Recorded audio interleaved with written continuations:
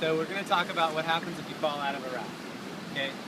First rule, you guys, is if you fall out of a boat, you get back to a boat. So both of our boats are bright red, and each of them has a rope around the outside. We call that a chicken line. So if you find yourself having an out-of-boat experience, immediately get back to the boat, grab the chicken line, and have one of your friends pull you in. So commonly on rivers like this, you're taught to do the whitewater swimmer's position. So the river's flowing down this way, you fall out of the raft, you're underwater for a few seconds at least, your head pops up. The first instinct that you should have is to keep your feet up.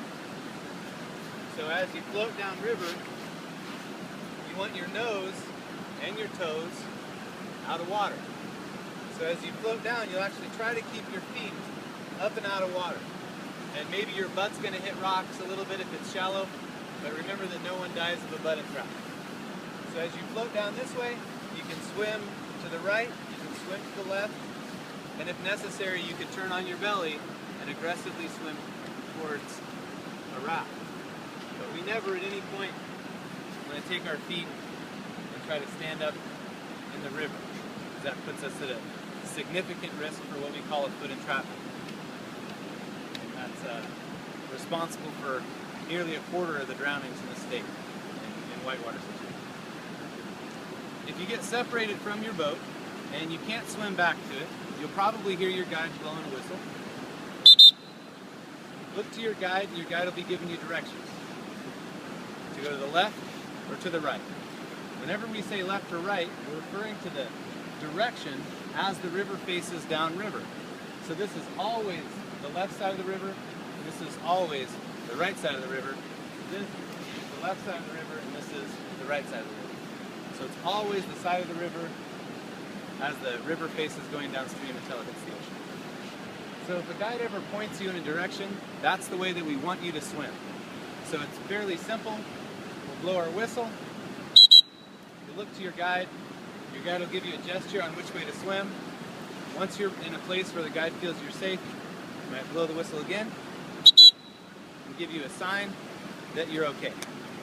So okay is a question and an answer.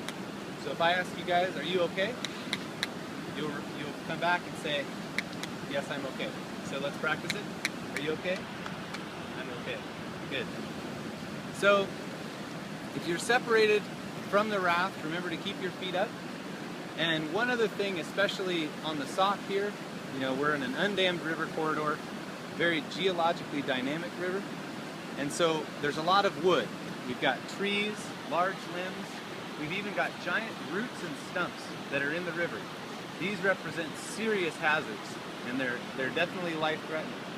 So at any point, if you find yourself in the river and you see a piece of wood, whether it be a log or a limb sticking out or a root, you're going to want to stay away from it. Swim aggressively away from the wood.